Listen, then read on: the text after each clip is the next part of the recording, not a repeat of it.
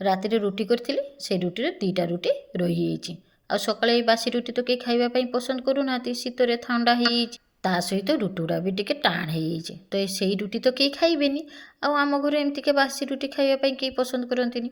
ମୁଁ ସେଇଥିପାଇଁ ଝଟପଟ କିନା ଏଇ 2ଟା ରୁଟିକି ବହୁତ ବଢ଼ିଆ ଗୋଟେ ଟିଫିନ୍ ବନେଇ ନେଇଛି, যেটা ସକାଳେ ଖାଇବା ପାଇଁ ବହୁତ ବଢ଼ିଆ ଲାଗିବ।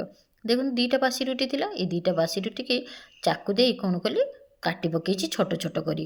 ଆପଣମାନେ ଯେମିତି ପାରିବେ ସେମିତି କାଟିଦେବେ, ମୁଁ ଟିକେ ଛୋଟ ଛୋଟ କରି କାଟି ନେଉଛି। ଏମିତିକା କାଟି ଦେଇ ସାରିଲା ପରେ କ'ଣ କଲି ନା, ଆକୁ ସାଇଡ଼ରେ ରଖିଦେଲି। ଦେଖୁଛନ୍ତି ତ ରୁଟି ଗୁଡ଼ା କି ସୁନ୍ଦର କାଟି ନେଇଛି।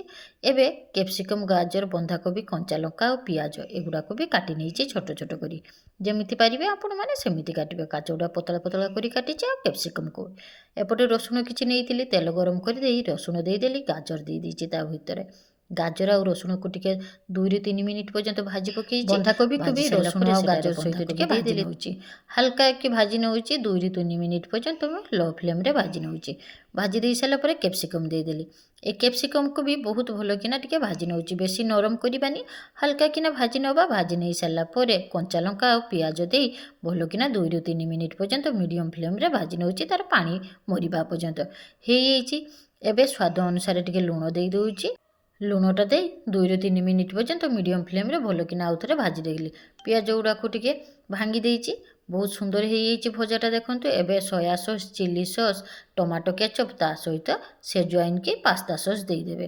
ଦେଇ ଏଇ ଭଜା ଗୁଡ଼ାକୁ ଭଲ କିନା ମିକ୍ସ କରିନେବେ। ଦେଖନ୍ତୁ କି ସୁନ୍ଦର ହେଇଯାଇଛି। ପୁରାପୁରି ଭଜାଟା ବହୁତ ବଢ଼ିଆ ହେଇଛି, ପୁରା ଖାଇବା ପାଇଁ ଏବେ ବହୁତ ଟେଷ୍ଟି। ଖାଲି ବି ଖାଇବେ, ଦେଖିବେ ବହୁତ ଟେଷ୍ଟି ଲାଗିବ। ତା ସହିତ ଏଇ ରୁଟି ଗୁଡ଼ା ଦେଇଦେଲି। ଏମିତି ତ ବାସି ରୁଟି ଖାଇବା ପାଇଁ କେହି ପସନ୍ଦ କରନ୍ତିନି, କିନ୍ତୁ ରୁଟିକି ଯଦି ଟିକେ ନୂଆ ପ୍ରକାର କରିକି ଦେଇଦେଇ, ତାହେଲେ କେହି ଜାଣିପାରିବେ? କେହି ତ ଜାଣିପାରିବେନି, ଆଉ ଟୁଇଷ୍ଟ ହେଇଯିବ, ଟିକେ ଖାଇବା ପାଇଁ ବହୁତ ବଢ଼ିଆ ଲାଗିବ। ହେଇଯାଇଛି। ଏବେ ଚାଲନ୍ତୁ ଟିକେ ଅରିଗାନୋ ଦେଇଦେବା। ଆପଣମାନଙ୍କ ପାଖରେ ଥିଲେ ଦେବେ, ନଥିଲେ ନାହିଁ, କିନ୍ତୁ ଅରିଗାନୋ ଦେଲେ ବହୁତ ବଢ଼ିଆ ଲାଗେ। ହେଇଯାଇଛି ଆମର ପାସ୍ତା ରୁଟି। ପାସ୍ତା ସସ୍ଟା ଦେଇ ସାରିଲା ପରେ ଏଇ ରୁଟିଟା ଖାଇବା ପାଇଁ ବହୁତ ଟେଷ୍ଟି ହେଇଯାଇଛି। ଏବେ ହେଇଗଲେ, ଏବେ ଆମେ କ'ଣ କରିବା, ଆକୁ ସର୍ଭ କରିନେବା ଗରମ ଗରମ। ଗରମ ଗରମ ସର୍ଭ କରି ଏବେ ଖାଇବା ପାଇଁ ବସିଯିବା। ଝଟପଟ କିନା ଗରମ ଗରମ ପାସ୍ତା ଗୁଡ଼ାକୁ ନେଇଯାଇ, ରୁଟି ପାସ୍ତା, ତା ସହିତ ଟିକେ ଧଣିଆ ପତ୍ର ଦେଇଦେବେ, ଆଉ ଏବେ ଖାଇବା ପାଇଁ ବସିଯିବେ।